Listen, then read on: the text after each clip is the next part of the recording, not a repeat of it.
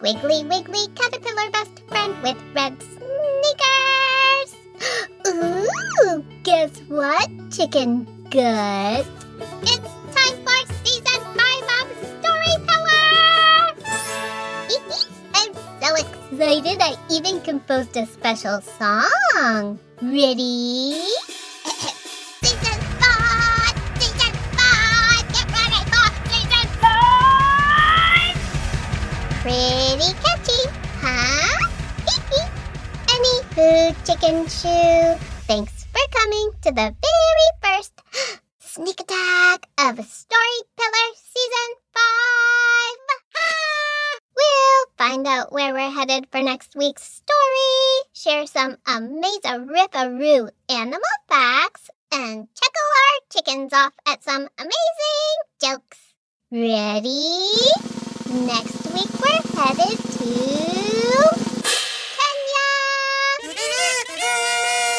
Kenya. Eat some salsa, 'cause we're headed to Kenya. Kenya. What rhymes with Kenya? Let's put on our thinking mittens. Okay, let's see. Ooh, antenna! Those skinny stick things that bugs have on their heads, like mine. And how about, macaw! Those super colorful parrots. Squawk! Give me some cheese! Squawk! And one more. Seesaw! Those fun, pointy things you can fling your friends off at playgrounds. Okay, chicken tray, let's wiggle our antennas. High five a macaw. Pass the parmesan. Squawk. And ride a seesaw all the way to Kenya.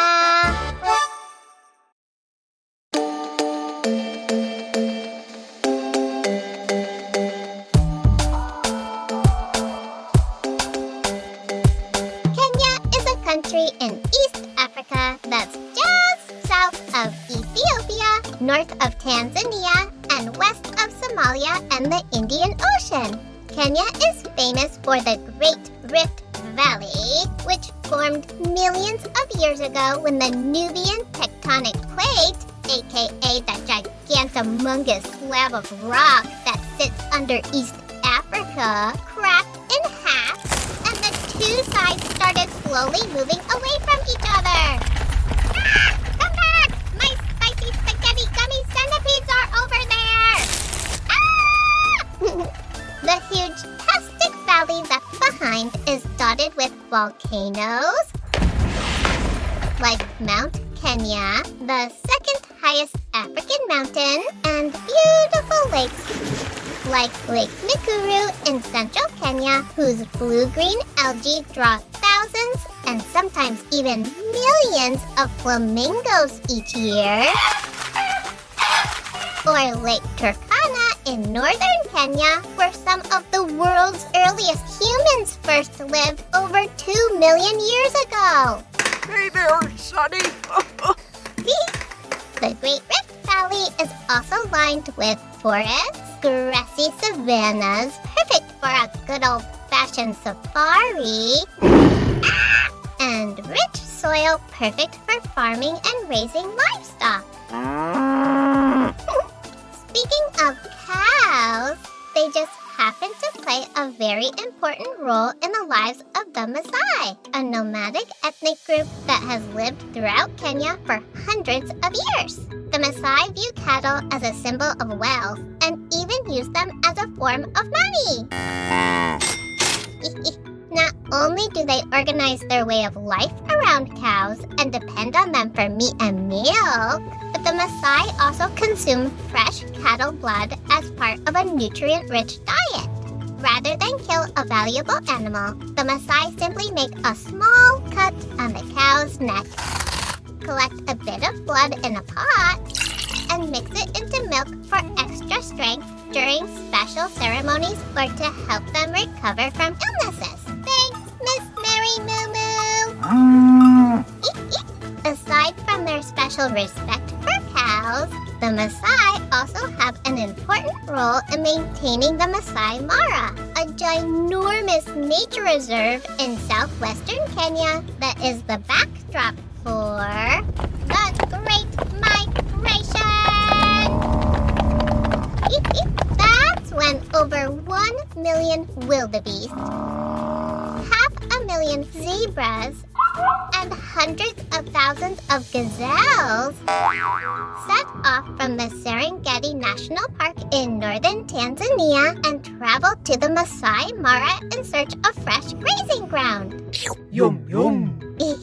Not only are these animals walking for an entire month, but they have to overcome many dangers along the way, like the lions, leopards, and hyenas prowling the edges of the herds. Ah, Mommy! Not to mention the treacherous swim across the Masai River. I mean, would you want to leap off a super steep riverbank into the jaws of hundreds of super hangry crocodiles the size of minivans? Come on, Zoe Zebra. Let's just take that ferry over there. Another amaze-tastic animal clip-clopping along on the Great Migration is the mighty Eland, who just happens to be the star of next week's story.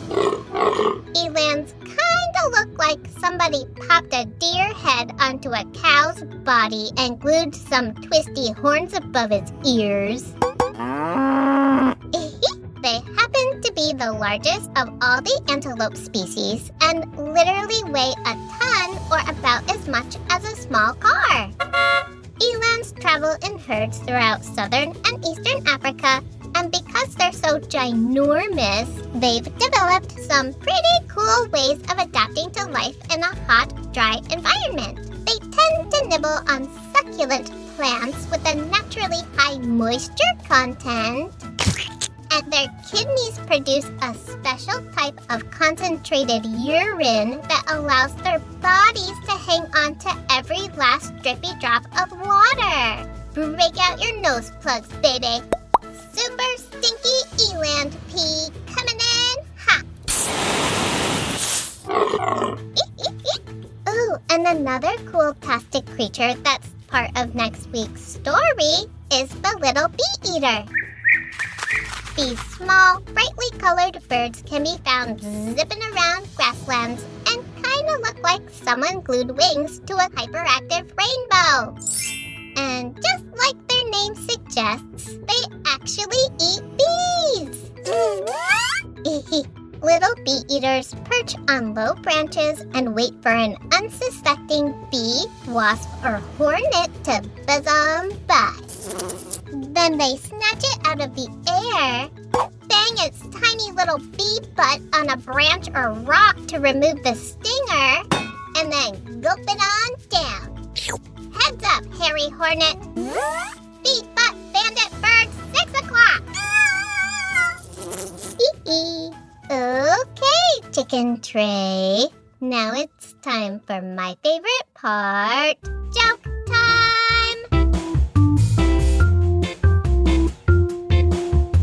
Joke number 1. Why didn't the lion have any teeth? Did you get it? Because she was a dandelion. Get it? Like the yellow flower, not the ginormous, terrifying cat. Down, girl! Joke number 2. Why was the bee's hair sticky? Give up? Because it used a honeycomb.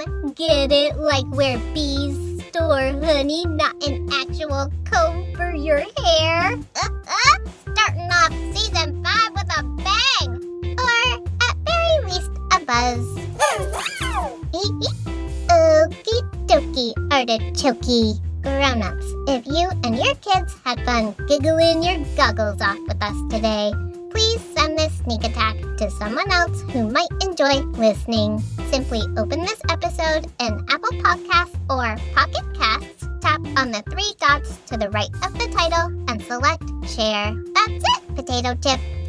Don't forget to make a donation on ko-fi.com/Storypillar if you're interested in supporting more fantastic episodes. Meg threw the link in the episode notes along with links to all the amaze-tastic things we talked about on today's episode.